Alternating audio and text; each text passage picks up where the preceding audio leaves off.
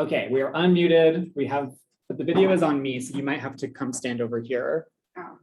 I think it's supposed to track you. There, oh, But it's not. yeah, Oh, it is tracking you. it is, okay. I just want to make sure everybody virtually can hear me. Can I get somebody to put a thumbs up for? Yes, I can hear you. Or I can at least. It's behind me. So if I do like this, can they see the screen? I bet they need to So see. the camera is that little thing behind you. Oh, that bad. little thing. That's why. I don't know what you guys see in my back fat. But I think if you stand like right in front of the screen, Will it's, that work? yeah, I Okay. can see you. Perfect. So Alex is going to be the one to monitor chat Yes. for the virtual people. So we're going to go ahead and get started. So welcome people virtually, welcome people here on campus. I'll give you most of you know me, but I'll just give you a 30-second introduction to myself. I am the GUWY Grant Manager, so I didn't wear me. I have been an elementary teacher. I've worked for 15 years in a college of education, so I worked with people becoming teachers. And I was the Educational Opportunity Center director when we first moved to Wyoming, and I have been with GUWY now just for 3 years, just across my 3-year anniversary, which seems like it's been like a year and a half, but I was like, it's 2 years. I'm like, wait, those dates don't make sense. It just crossed into 3 years. So I also have 3 children. So I have a son who is going to be a senior. So we're getting, I empathize with the parents. I have a daughter who is going to become a senior in college, and a son who just finished college, and you may run across him at some time because he's working for UW admissions. So plan A fell apart because of COVID. So we're like, get a job with benefits, and boom, he's there. So you may see him in your schools across the area. Make sure you introduce yourself if you see the last name. He's well aware of GUWY, not everything, but he wants to help kids in GUWY. Okay. I hope you can see that from Alex's talk that we are a much bigger part of the puzzle than you guys realize. You might be in a small little school, you might be in a few students, but we are really a bigger part of the puzzle nationally than I think we understand and we recognize, which is why we asked Alex to come and present to us. And so he's kind of like the big cheese of NSEC and the big cheese of Europe. So we were really happy to have him here. So today, unfortunately, we get to talk about the rules, right? The regulations. It's kind of like the teacher on the first day of school that has to say, here's my classroom expectations, here's the rules, all of that kind of stuff. So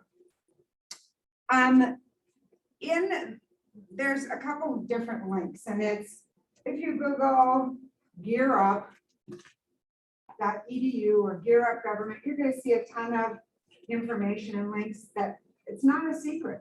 Those are all the regulations that govern what GUWY Up can and cannot do. We're going to start going over those for you today. We're going to do a little bit of an activity in a little while. So that you can see that these aren't Kristi's rules. These aren't Alex's rules. These aren't UW's rules. These are federal guidelines. And some of them are worded a little bit where there's a little gray area. And the trio rules are black and white. These are allowable, these are not. The GUWY rules are a little bit of that's kind of gray. So when we go to national conferences, we often hear of some place that's doing something, and we come back and we look at the legislation. We go, can we do that? Because we're trying to find out, can we do it or not do it? Is it allowable? Is a lot of the terms that we use.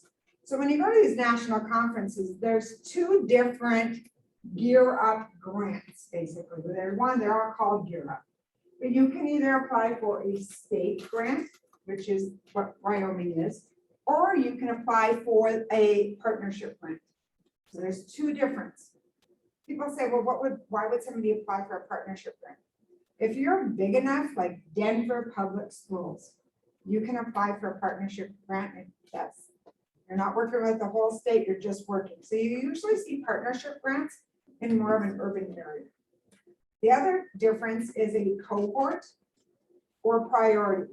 A cohort model is where they follow the students from 7th grade to 8th grade, from 8th grade to 9th grade. So you don't try to recruit younger students every year. So you only work with those students. However, to qualify as a cohort school, you need to have 50% of your student body free and reduced lunch. So again, it's harder in Wyoming because if we had a cohort model, we'd only be able to work with a handful of schools and we'd really miss the whole state. It's nice because then you're really in the schools and you're serving every student. Again, the cohort model is a little bit more in an urban or a larger populated school. So we go to these Europe West or we go to NCEP and people are like, hey, they're doing this. So when you see it, it's like cohort, it's really a different thing because again, they're tracking a body of students. Okay, so just know the difference. So today, what we're going to kind of give some background, and a lot of people who have been with GUWY for quite a few years, a lot longer even than me, we're going to go over the GUWY Wyoming structure. So you kind of go like, how did we come up with this? We're going to talk about our need to perform. Alex kind of alluded to that too. And then we're going to talk more today probably than you've had before on the fiscal responsibility and accountability that we have for a GUWY grant related to the federal government. Okay. All right, Alex, if you want to, whoops, sorry, I didn't tell you that slides. He's over there eating his Cheetos. Get to work, or unless you want me to do it. No, I can do it. You want me to? Can we change slides? Yeah. Okay. And then you can go to the next one because I already said this. All right, so the red tape, right? There's a red tape because we kind of like the feds, the red tape, you get that. Okay, so we're gonna go over this super fast. So for GUWY, Alex mentioned 1 in 15 grants that they applied for, 1 in 15 would have worked. So the University of Wyoming applied for the GUWY grant. And in our application, it's very long and detailed.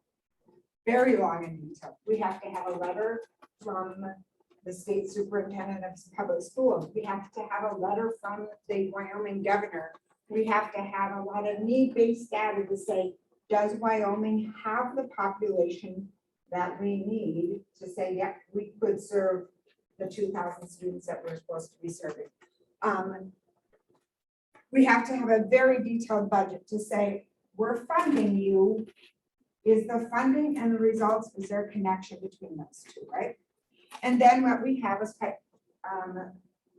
competitive preference priorities, which we have 2 of them, and those change from your grant cycle to grant cycle. So one grant cycle, it might be you have to focus on STEM education. Another grant cycle, you might have to focus on summer melt.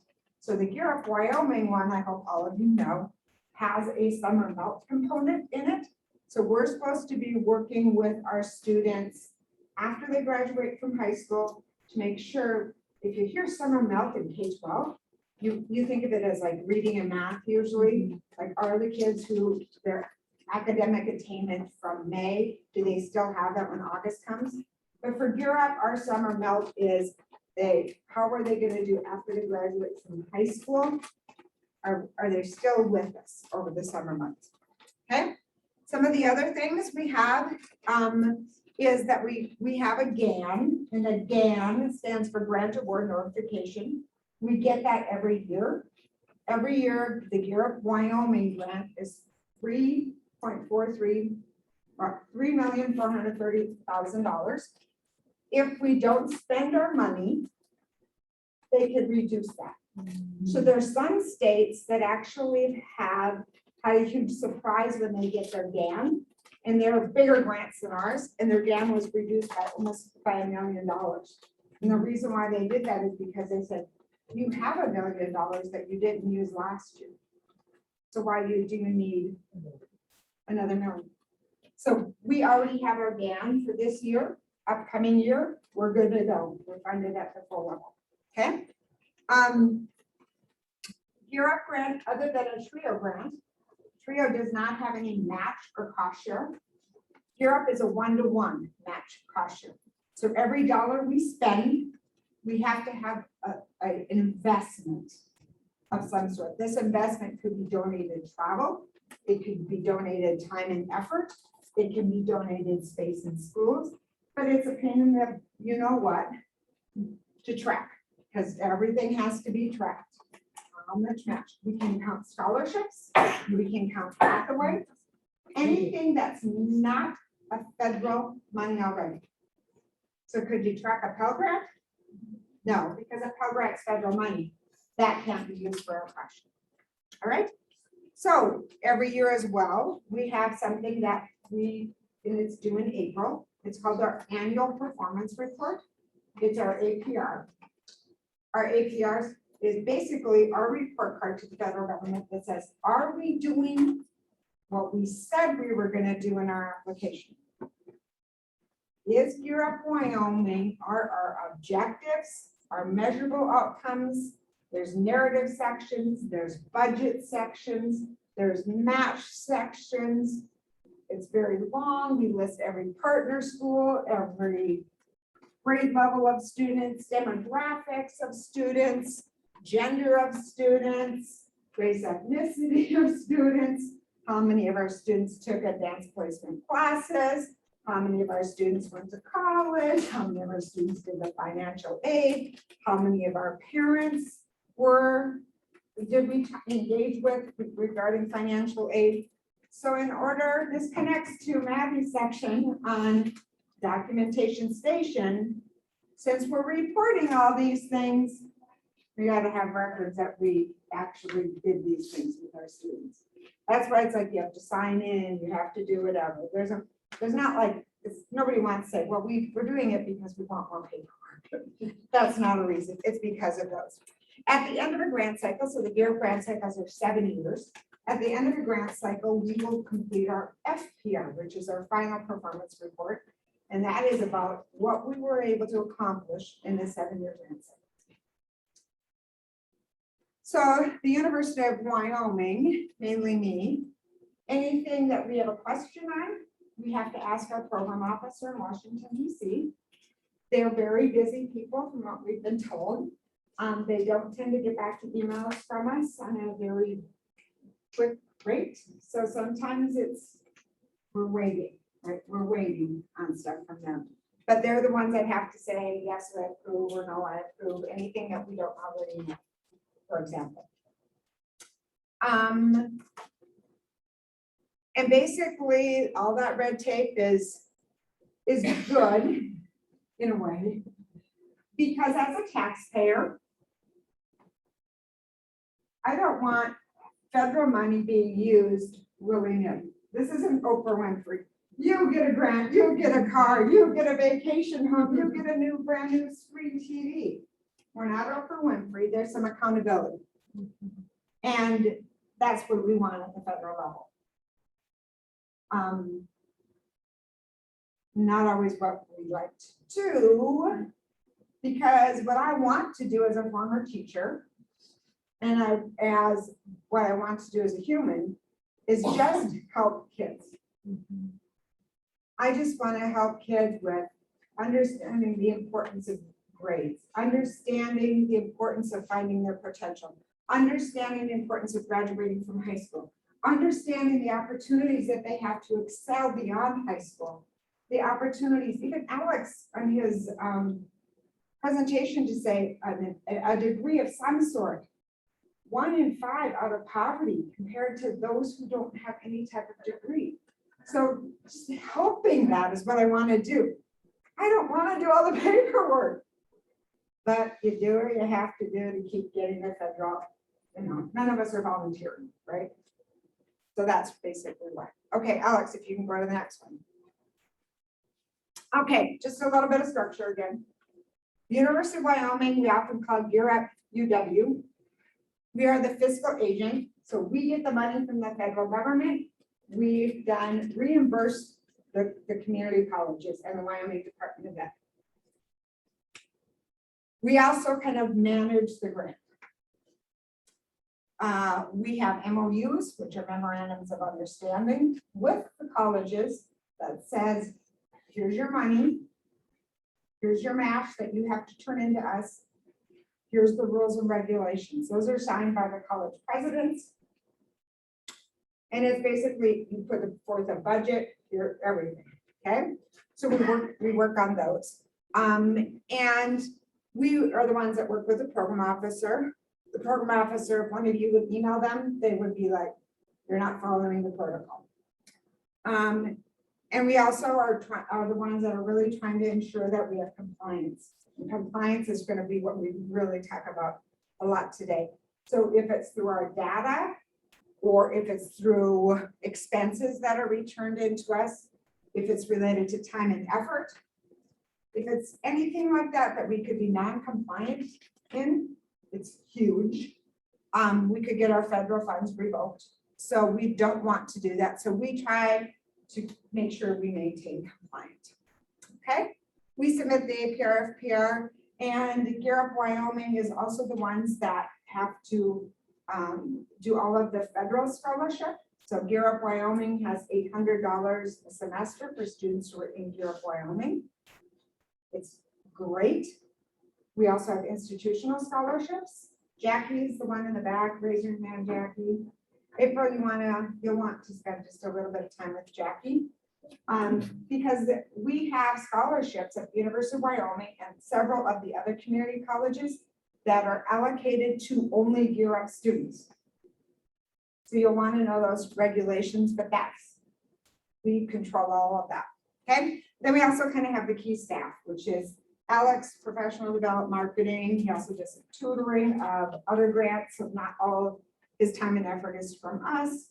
We have Jackie that helps part-time scholarships. Steph in the back is accounting. Celeste, you have Matt is student programming, and Maddie is in charge of data and compliance.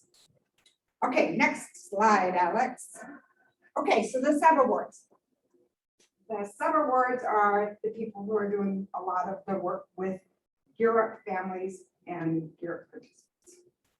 What the sub-awards have to do is they have to recruit people in their schools.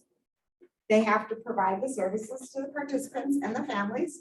They have to enter the data, that's why they're like nagging people to turn in your sign-in sheets, because we want to make sure our data is as timely as possible, not at the end of the semester, not at the end of a quarter, not at the end of the year. We're tracking data where we're at progress-wise every month. They're in charge of training and managing their own staff, their part-time staff, their full-time staff, and then they are basically responsible for their compliance with their data, making sure their data is accurate, with their finances, making sure they're not spending things that they shouldn't be spending money on, and then basically their time and effort. So time and effort is one of the big things that can be audited. Financials are obviously can be audited, and the data can be audited. So the data, why could that be audited? I mean, people in the chat could say it too. If they want, you could just the Zoom chat. But why would the federal government say we can audit your data? Making you're not fudging the numbers, right? Yeah. So when I first started for GUWY, we were audited, and we were audited on data from before I was even here. So show us that on your report, you reported that you served 2,100 students. Show us. You said 2,100 students, X amount went to college. Show us. So that it's not just we can't just put numbers in, right? Can't just like, oh, here's what we want our number. They're not magic. Okay. How about finances? Why would finances be something that auditors would want to take a look at? So we're not buying them new cars. Yeah. How are you spending the money we're getting? Right. How we're spending the money. And is it following the right protocol, right? Who wants a new car? I do. Will GUWY buy me a new car? No. So for funsies, not right now, look at GUWY South Dakota. Just say that. Okay, there isn't one anymore. Oh, Oh, dear.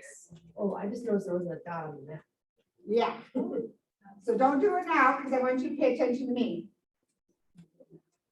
Do Scandal, South Dakota GUWY. And you'll have a little bit of a panic attack. So again, don't do it now. A whole bunch, okay? Tammy, slide. Tammy also added that subawards can also be audited. Yes, and subawards are audited, yep. Yep, subawards are audited, yep, thanks, Tammy. Okay. Okay, so here's where I hope people in the chat, this is Alex, you have to monitor that for me. Okay, The GUWY Wyoming grant was written to, why did we write the grant in the first place? Employ some people. Why do we even decide that, hey, we're gonna write it? Come on. Because we felt there was a need to serve some students that are more disadvantaged than other students, and thought that we would give that a shot, see if we could have that opportunity. So basically, I you got Tammy at first, but could you try again, Tammy? I said I would assume it was because they felt there was a need for a grant like this in Wyoming, that there was a need for students and families to receive these services. yeah, so there's a need, right? Wyoming has a need. If we were like, we had nobody that's gonna qualify, we would never have written the grant. Because our objective couldn't ever be successful. So our demographic data that we include in our grant application has need. Why else do we write the grant? To give our organization structure and a mission and obviously objectives. Yep. We also have a huge gap in Wyoming where a lot of people don't have post-secondary education.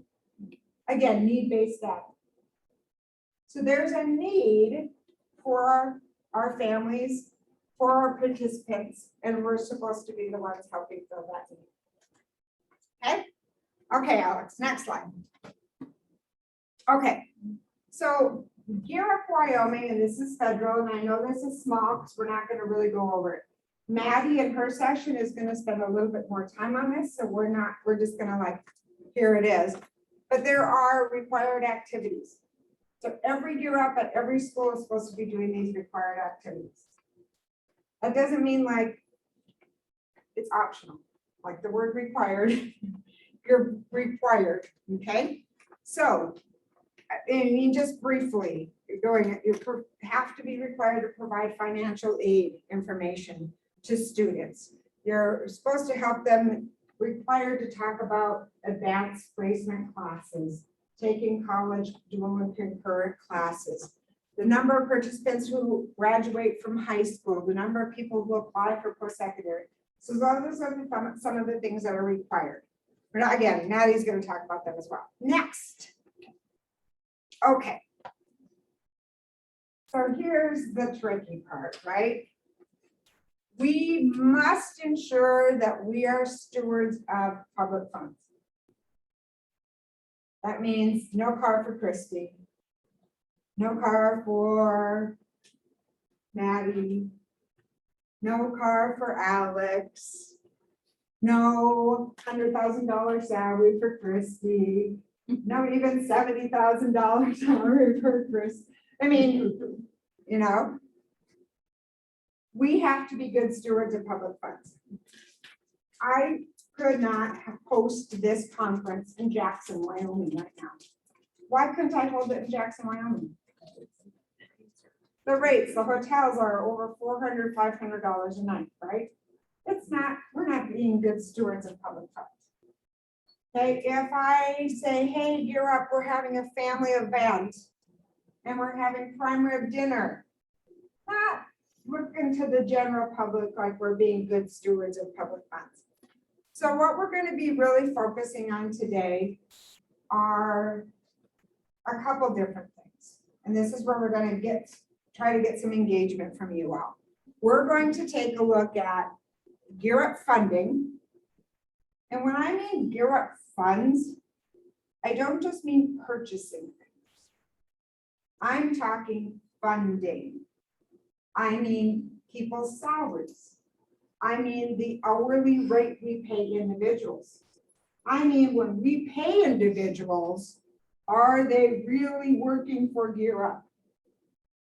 Or are they working for being paid from Gear Up and doing other work? We're going to talk about expenses. We're going to talk, like, it's everything, right? So funds just doesn't mean what I'm paying for. So we're going to focus on three things. Is something allowable? Is it reasonable? And is it allocable? This goes for TRIO grants. It goes for grants that a hospital writes. It goes for Title I funds at a school. It goes for a grant that you may write to the federal government for a National Science Foundation grant, whatever it could be. These are kind of the three things that everybody follows. Okay, Alex, next slide. You want to go to the table? Yeah, we'll go back to the other one. I think it's just out of order. Okay, so allowable. Basic, the definition is very long. Here's what we're talking about. Is it necessary and reasonable for the performance of the federal award? So oftentimes when somebody asks me a question, could I buy this? Is it necessary and reasonable? So that means, is it allowable? A car for Kristi, it's not necessary or reasonable for the grant. Having our students take a trip to Washington, D.C. to tour the Smithsonian, to go to the White House, to take a tour of some Ivy League schools there. It's not reasonable and it's not necessary. Because how many students do we have that really go to school? Okay, next. Okay, reasonable.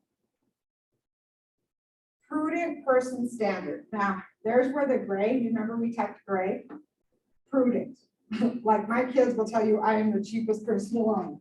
Like I'm like, you do not need a $3 drink when we're going out to eat. No, you can have water. And when we get home, you can have your soda. Like I'm like El Cheapo. They know I'm El Cheapo. But is the cost reasonable? In its nature and amount, it does not exceed what a prudent person would spend. So that's vague, right? Because there's some subjectivity to that. So that's where we have to say, people, let's ask. And before you even ask, you put this into price. If I was saying, we're going to go to Jackson, have this, is it a reasonable cost? No, it's not reasonable to spend $600 a night at a hotel. Okay, all right. Alex, next, please. Okay, the next one is allocable. A word that you're like, what in the heck is allocable? Because when you type it out, it comes back as like a spelling mistake. Is the cost, can I charge it to Gear Up? Here's an example.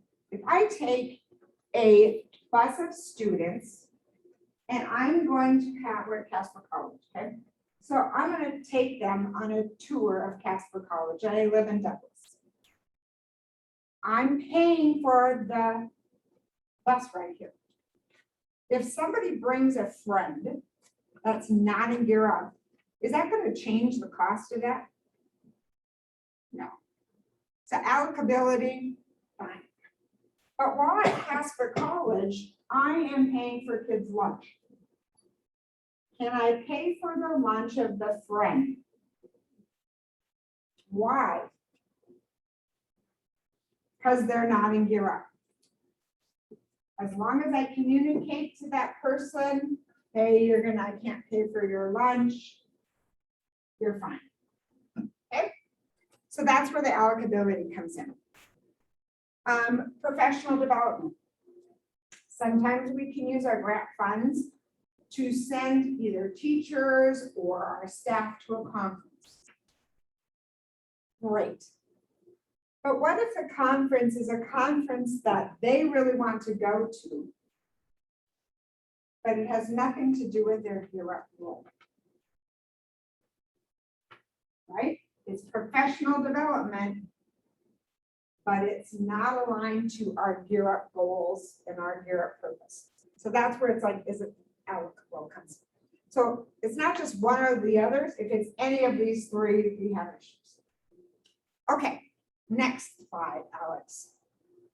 Okay, so besides those three, there's another thing called supplement, not supplant. So supplement, not basically the grant funds awarded can be used to supplement, not supplant something that the state or the federal or the local funds come into play. So here's an example. If a school district said that we are not charging anybody to take a college class, right? We have that in Wyoming, you can take a college class. However, students have to, we're paying for all the books of students as well.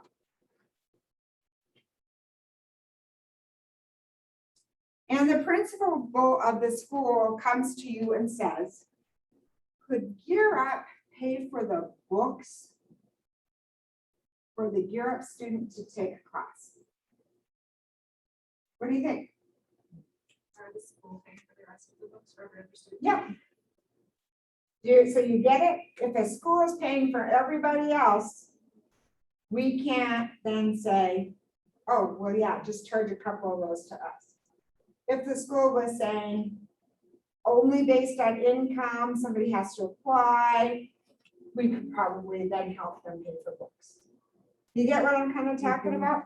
So it's kind of a fine thing that we'd have to say, is it where the state, the schools, the local people are trying to get money from the grant? Or are they, would they already provide that already? Okay, all right. Then can you go back to the one with the, there we go. Okay, so here's where I need your help. We have something called SERVs. We have something called events or activities or services. You send out end of the year things. We're going to have an end of the year. We're not going to call them party. We're not going to call them a celebration anymore. We're not going to call them a banquet. We're not going to call them a graduation because graduation expenses are unallowable. We're not going to call them a hoop-de-la, hoop-de-doo, hoop-la, hubba-baloo. You get the point? Because it's federal money. So it might have that feel, but we're going to really try to say it's not going to be a celebration. Connect it to a service. Your mailings, your advertising, social media, everything shouldn't become to our fancy dancy thing because the federal government doesn't want to pay for fancy dancy. They want is a prudent person. So just be really cognizant of that when you're writing a SERF, when you're sharing information to parents. It can be an end of the year event. It can be the end of the year gathering. It can be a scholarship, you know, scholarships awards will be presented. It can be whatever you do, but please try to be careful of those words. So we're going to try to be saying, can you rephrase that on your SERFs a little bit more so it doesn't sound like that. So now advance a few more slides. Okay, one more slide. Okay, so here's what's happening at the federal level. Okay, and for you folks virtually, we just had NSEP, which Alex is in charge of. We just had the national conference. Our program officers are new. Majority of them are new to GEAR Up. Majority of them are coming from TRIO. So TRIO programs, or they don't have any background in legislation at all. TRIO programs are very black and white. So they're responding to things in a very black or white answer.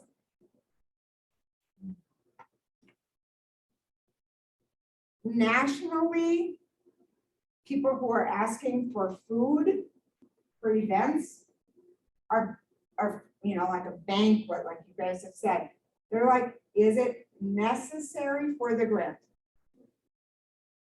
So we really need to make sure that we're not food focused, that we're service focused, that we're not looking like we're gonna come out and do something, like come for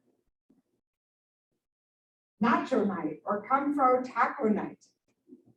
Come for the service and food is the secondary. And I get it, like we're Midwesterns, right? I grew up like, oh, we're going because there's a potluck, like that's the big thing. I get it, but please make sure it's reasonable. Please make sure you're asking for something that's not going to be a steak dinner or it's going to cost $25 per person for a meal when we have things like Subway or we have things like, you know, we're not saying they can't eat good food, but please make it reasonable. Because if I ask the federal government, it might be no. So I don't want to have them see something in expense and need to ask me about it. I want to say that was needed. Why was that needed? Okay. Anybody online have questions? Nothing in the chat so far. Okay. Again, we're providing it. We just need to make sure that it's reasonable. So some of the issues we've had recently are bigger items. When they say it's going to be $15, I get the receipts and it's like $26 a person and it was only approved at $15 a person, where 10 pizzas were ordered and 3 kids show up. You know, then it could have been a fluke thing, but then there's like, naturally the federal government would say, well, why did you order 15 pizzas? Okay. All right. So here's the activity we're going to do. Those online, Alex should have this in a Google sheet. Oh, it's not. So hold on. Okay, Celeste was gonna put it in there. So check on that first. Okay. Sure. Okay, so here's what we're going to do. Those that are with us virtually, they are going to have a Google sheet where they are going to be in breakout rooms. And they're going to have where they can focus on time and effort. They can focus on materials and supplies. They can focus on food. There's going to be a variety of different topics. And I'm going to ask you guys to play the role of the federal government. So you're going to, in the upper left-hand corner, like I put time and effort, can be audited, you have to document. When would it be allowable? Like a good use. Okay. When would is it reasonable? When would it be allocable? Okay. When is it questionable? Or definitely a no. When would it not be reasonable? When is it not allocable? So everybody's going to do that, and I have the sheets for people here together. So why don't we just practice with one so you understand what I'm kind of my checking for understanding the teacher mode. Okay, so let's do time and effort. So let's make sure our time and effort is allowable, reasonable, allocable. So let's focus on good use first. What would be a good use that's allowable for federal GUWY funds to be used for somebody's time and effort? Hours after school to help students. Okay, so a teacher who stays 2 hours after their contract time, I'm gonna add that, Yes.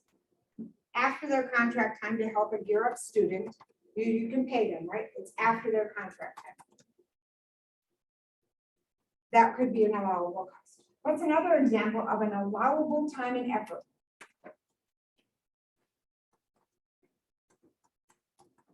This is the time where Chris talked. A staff member, students for a college tour. Yeah. Staff person taking Gear Up students on a college tour. How about my salary? Yeah. As long as my salary is right, right? As long as I'm not paying for Gear Up, but I'm really not doing Gear Up work. We're gonna get to that in a minute. Okay? Reasonable. What would like reasonable mean? Means that you're billing for like the student after contract hours. It's not 12 hours after contract in 1 day. Right, It's 1 or 2. right. How about financial compensation for what's reasonable? Can I pay somebody $100 an hour? Fine. Maybe Right. the rate of their salary that they make. Maybe the rate of their salary, or maybe it's $15 an hour, maybe it's $20 an hour, kind of depends on what they're being asked to do. Okay, allocable. What's a good use of allocable? Has to be for Gear Up students. Yeah. Okay, so now let's go to questionable. And Alex is working on getting this on for the online, so if online people are submitting, I apologize. So where would we have some questionable things for, is it allowable? The same contract with school staff doing it during school hours. Yeah, so if a teacher, if I'm paying a teacher to work with a Gear Up student during their planning time.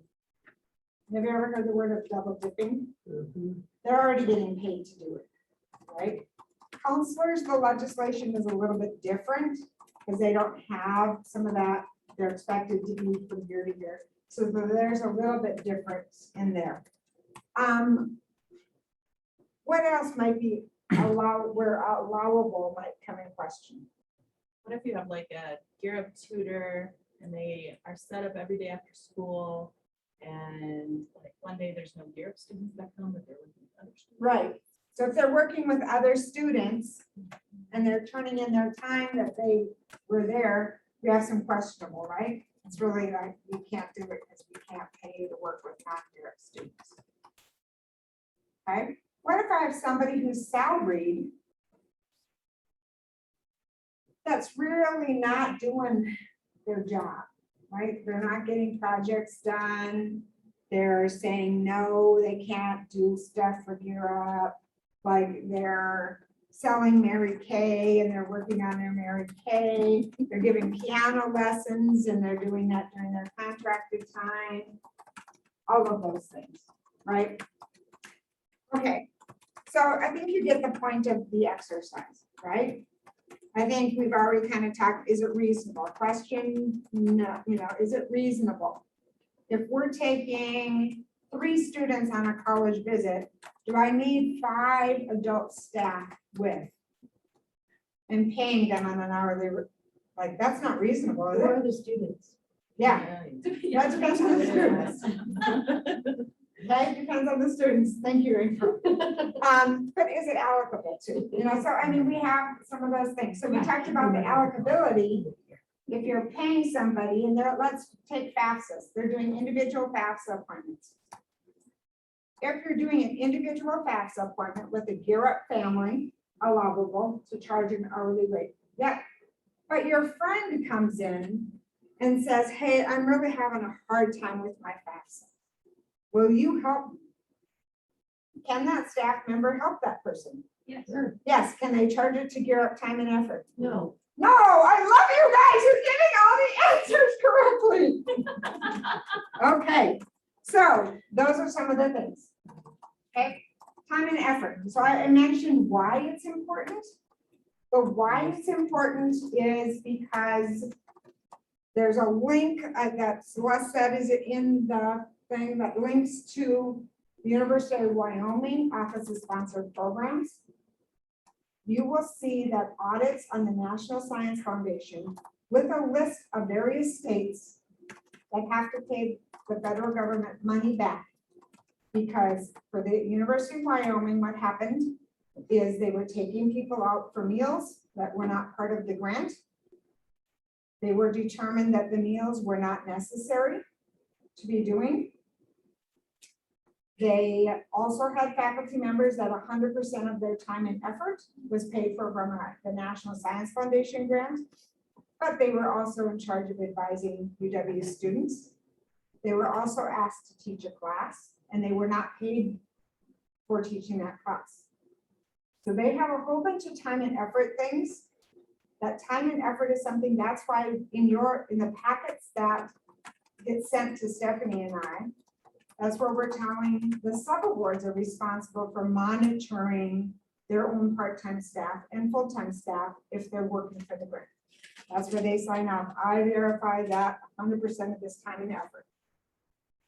So when that's something that's questioned, if I go, I'm really questioning if Jackie's really working for GUWY, then it's my job to put information in place to say, you have to tell me what you're doing there.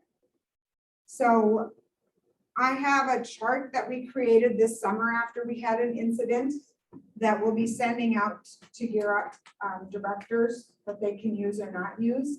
I don't never need to see them, but if Western is getting audited and they're saying, tell me what this person did, and that person is getting paid, they're working 10 hours a week, but yet no services are documented. How do we know that they're really working for GUWY? Because no services were provided. Well, people's time and effort here, you can get compensated for, because this is professional development aligned to GUWY. Right, so there's where, okay. So enough of me talking. Those who know me know I could talk for 5 hours. So we're going to get together and you're going to play the role of the fence. So I'm going to ask that people on this side of the two tables get together and so that way you break up a quote from sight. Okay. And we're going to do this. And then those online, Alex is going to break you up into how many people online do we have? There's like 15. 15. So I've created like blank tables on the Google Doc for them to Okay. fill out, and we're making up our own scenarios, right? Right, so I'm Yes. gonna say you can use materials and supplies. You can, we already did time and effort. Let's do materials or supplies. Let's do, what was the other one I had up here? Oh, okay. So I have a few time and efforts. Okay, I have the materials and supplies. There's a next slide, I'm just blanking my brain. Food costs, So like what are, okay, and we're trying to think of allowable and non-allowable, or Yeah. not allowable, but good use of food funds and bad use of Yeah. food funds. Good Okay. use of materials and supplies Yeah. funds, bad use of materials and supplies Yep. funds. okay, so. Everybody on this side of the room, I don't know. if it's on Crystal's this side. halfway on that side of the room. Crystal's gonna be on, no, Crystal, everyone. So the people on the left of your table and the people on your right of your table, there's just two of each table. So I'm gonna give you guys, to see how far you can get. I do want to be cognizant of time. Yeah. We have about 5 to 10 minutes remaining. Yep. So we can maybe do it and then share a few. Thanks, Alex. No problem. Okay, so either pick food or just work in your groups for time. Food or materials and supplies. See how much you can fill out. You only have about 3 minutes, so go fast. Christy, do you want to come chat with the virtual group really Yeah. fast? Because they've been having ideas. Great. So that's them. So Amanda put in for time and effort, having additional staff during a college visit. Yep.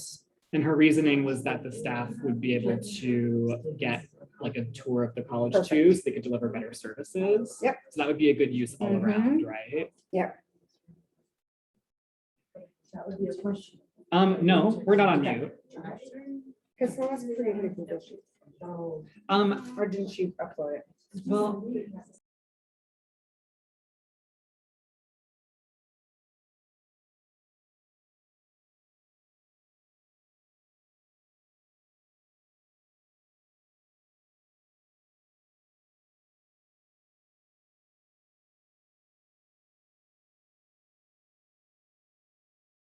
questions or they kind of get the gist? Are there any questions from the virtual group so far? I've just sort of told them to, Download it and start writing. well, they're all in the doc. We have like, Perfect. it looks like 8 people in the document right now, and I've given them some blank tables. So yeah, everybody, if you just want to go ahead and maybe do a Yep. food or, ooh, someone's annotating the table. Ooh, okay, Courtney is.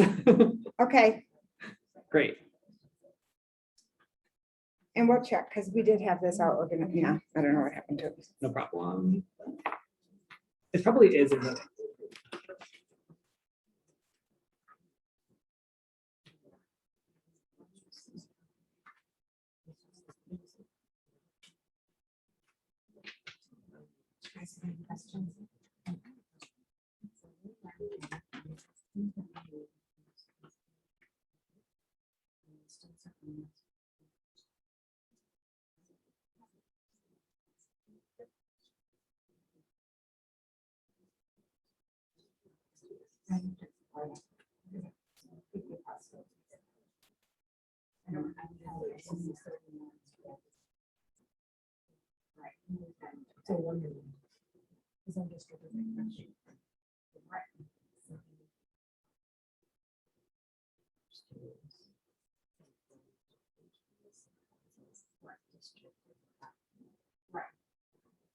That's, I mean, when you come up.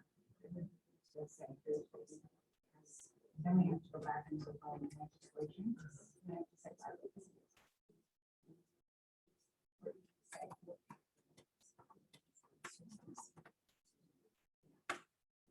Because, you know, my student used to in high school. I think the high school was the same.